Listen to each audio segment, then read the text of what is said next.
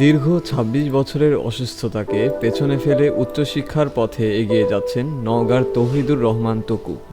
বয়স ৪৫ বছর হলেও দমে যাননি তিনি।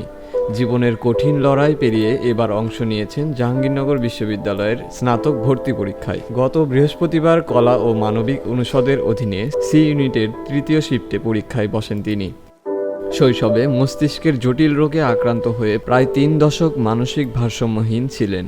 দীর্ঘ সময় অসুস্থ থাকায় তার স্ত্রীও তাকে ফেলে চলে যান। পরে তিনি সুস্থ হলেও স্ত্রী আর ফেরেননি। সুস্থ হওয়ার পর তৌহিদুর নতুন করে শুরু করেন তার শিক্ষা জীবন। ২০১৭-১৮ সালে সুস্থ হয়ে নওগাঁ সরকারি কেডি স্কুলে ভর্তি হন তৌহিদুর। এরপর মাদ্রাসা শিক্ষা বোর্ডের অধীনে জেডিসি দাখিল ও আলিম পাশ করেন। বিশ্ববিদ্যালয়ে ভর্তি পরীক্ষার প্রস্তুতিও নেন দৃঢ় মনোবল নিয়ে। তৌহিদুর বলেন, অষ্টম শ্রেণীতে পড়ার সময়ই অসুস্থতা দেখা দেয় তার। এরপর দীর্ঘদিন মানসিক ভারসাম্যহীন ছিলেন তিনি।